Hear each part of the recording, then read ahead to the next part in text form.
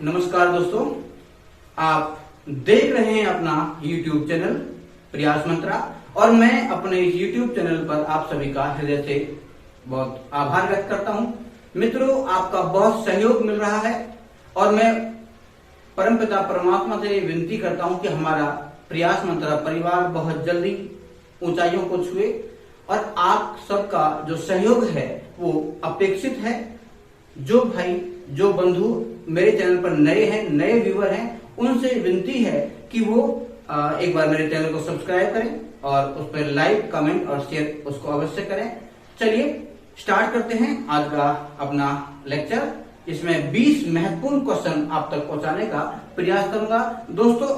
और एक सलाह भी है आपको, जितने भी प्रश्न मैं आपको कराऊं उन सभी को आप अपनी एक नोटबुक में उसे एक नोट्स बना करके रखिए ताकि रिवीजन करते समय आपको कोई असुविधा ना हो। चलिए स्टार्ट करते हैं। पहला जो क्वेश्चन है वो है कृष्ण गीतावली के लेखक कौन है। तो कृष्ण गीतावली हो, कवितावली हो, चाहे रामलीला नाचू हो या हनुमान अष्टक हो, ये तुलसीदास जी की अमूल्य कृति है। तो इनके जो लेखक हैं वो है कवि, वो है तुलसीदास जी। नेक्स्ट है बंगला साहित्य में सर्वप्रथम गद्य किसने प्रस्तुत किया। तो ये नाम है टेकचंद ठाकुर जी का, जिन्होंने 1947 में इस गद्य को लिखा गया। उसके बाद में आशा देवी भी आई, उसके बाद राजा राममोहन राय भी आए, उसके बाद में आपको और कई जो विशेष वहां के शरद चंद्र चटर्जी, बंकिम चंद्र चटर्जी, इन लोगों ने आकर के उसको आगे बढ़ाया। लेकिन पहले जो राइटर हैं गद्य के वो हैं टेकचंद ठाकुर, जो कि 1947 में उन्होंने एक पुस्तक लिखी थी। तीसरा क्वेश्चन है अरस्तु के विवेचन सिद्धांत की व्याख्याकर्ता कौन है। तो ये प्रोफेसर बूचर हैं, प्रोफेसर बूचर, जो कि उन्होंने इसकी व्याख्या की थी। विवेचन यानी किसी वस्तु को देख करके हमारे दिमाग में उस वस्तु की जो छवि बन जाती है, उस वस्तु को हम अपने दिमाग से रिक्रिएट करना जानते हैं, उसकी पुनः निर्माण करना जानते हैं, वो उसका विवेचन सिद्धांत है।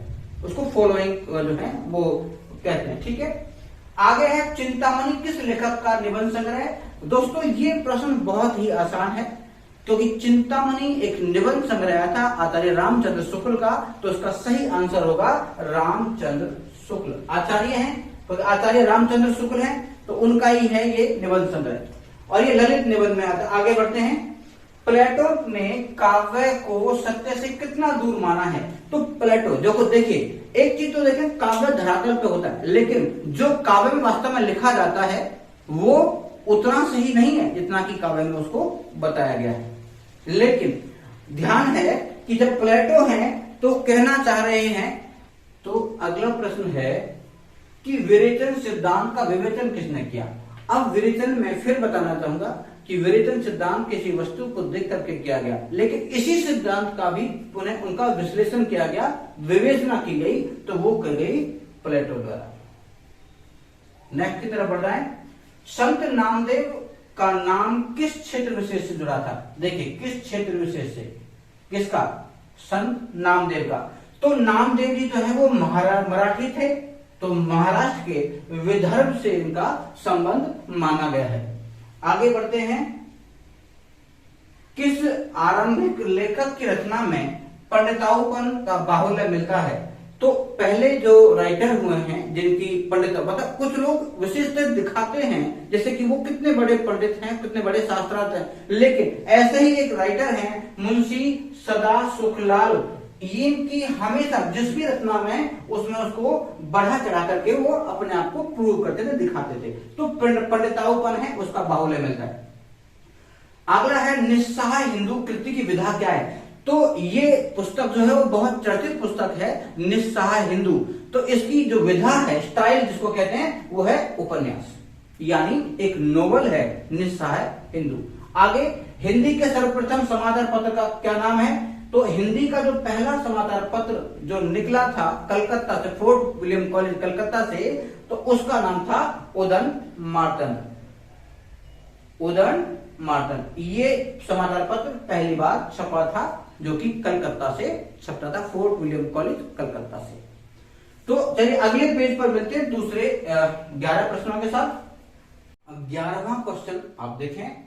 कि भारत छोड़ो आंदोलन और बंगाल अकाल, ध्यान दीजिएगा, बंगाल अकाल और भारत छोड़ो, ये 1942 में भारत छोड़ो आंदोलन में क्विट इंडिया मूवमेंट चला था।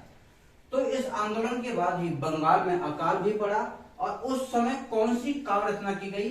काव्य रचना थी परिवर्तन, यानी जो सत्ता का परिवर्तन है, यानी अंग्रेजों को यहां से दौड़ाओ और यहां से भारत छोड़ के जाएं ताकि अपनी केंद्रीय सत्ता अपने लोगों के हाथ में आए, यानी हम स्वयं जो है वो सत्ता पक्ष के पक्षधर हो जाए।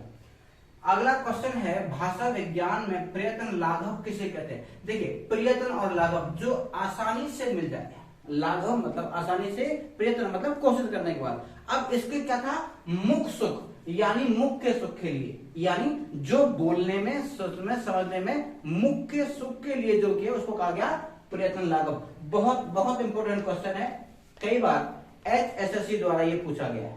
आगे, चाह नहीं मैं सुरबाला के गहनों में गूथा जाऊं, ये पंक्तियां किस कवि की हैं? बहुत चर्चित कवि हैं माखनलाल चतुर्वेदी, ये है पुष्प की अभिलाषा। चाह नहीं मैं सुरबाला के गहनों में गूथा जाऊं। अगला प्रश्न है उपभाषा किसे कहते हैं? तो उपभाषा जो है वो लघु भाषा को, यानी जो छोटे से क्षेत्र में जो बोली जाती है भाषा, उस भाषा को वैसे हम लोग बोली के नाम जानते हैं, लेकिन ये अपभाषा है। अपभाषा मतलब वही बोली जिसमें कुछ विकृतियां रही होंगी, उसे अपभाषा कहा गया। आगे, भाषा वैज्ञानिक के रूप में कौन से जाने जाते हैं? तो डॉक्टर सुनीत कुमार चटर्जी, ये बंगाल प्रांत के थे, तो ये भाषा के वैज्ञानिक के रूप में माने गए हैं, यानी ये भाषा को बड़ी गहनता से उसका विश्लेषण करके, उसका मूल्यांकन करके एक वैज्ञानिक रूप में लोगों के सामने प्रस्तुत करते थे। तो वो थे आपके डॉक्टर सुनीत कुमार चटर्जी। अगला प्रश्न है मिशेल फूको किन विचारों के लिए प्रसिद्ध थी? मिशेल फूको एक विदेशी है, यानी फ्रांस की थी ये, लेकिन इन्होंने अपने क्षेत्र में, अपने देश में कुछ आधुनिकतावादी सोच रखने के बाद उनके विचार जो दिए और उन्होंने उत्तर आधुनिकता हेतु अपने विचार दिए, ताकि लोगों को पता चले कि हम भी विश्व के साथ में कदम से कदम बढ़ा करके चल सकते हैं। Michel Foucault. आगे क्वेश्चन है तिरस्वी उपन्यासकार के रूप में कौन जाने जाते हैं? तो ये इनका उत्तर है बाबू देवकीनंद खत्री, यानी आपने चंद्रकांता संतति या चंद्रकांता पढ़ा या सुना अवश्य होगा। वो एक अय्यारी प्रथा का है, तिरस्मी है, यानी वहां हर कदम पर एक नया रूप जो है वो आदमी ले लेता है। तो कहीं ना कहीं एक ऐसी प्रथा चली तिरस्मी उपन्यासकारों की जिसमें बाबू देवकीनंद जो थे वो सर्वोच्च थे। मालती किस उपन्यास की नायिका है? ये बहुत इंपॉर्टेंट क्वेश्चन और आसान सा भी। मालती जो है वो गोदान की नायिका है, क्योंकि गोदान में प्रेमचंद जी द्वारा लिखित जो गोदान है, उस गोदान में मालती के साथ में आपको डॉक्टर मेहता मिलेंगे और ओंकार नाथ शास्त्री मिलेंगे, बहुत सारे कैरेक्टर्स हैं, लेकिन यहां सिर्फ मालती के बारे में पूछा है तो मालती कैरेक्टर है गोदान का, जिसके राइटर हैं प्रेमचंद। आगे है क्वेश्चन पर्णदत्त किस चर्चित नाटक का पात्र है? पर्णदत्त यानी एक कैरेक्टर है पर्णदत्त, जो कि ये स्कंदगुप्त है, जो कि जयशंकर प्रसाद ने लिखा है। जयशंकर प्रसाद के प्रसिद्ध नाटक स्कंदगुप्त का एक पात्र है पर्णदत्त। ठीक, ध्रुव स्वामिनी, चंद्रगुप्त और स्कंदगुप्त, ये चर्चित जो नाटक हैं ये जयशंकर प्रसाद जी द्वारा रचे गए हैं। आगे बढ़ते हैं, जासूसी उपन्यासकार के रूप में कौन प्रचलित है, यानी कौन जाने जाते हैं? तो आएगा गोपाल राय गहमरी, जो कि 1893 में एक ऐसी विधा लेकर के आए जिसे हमने कहा जासूसी उपन्यास।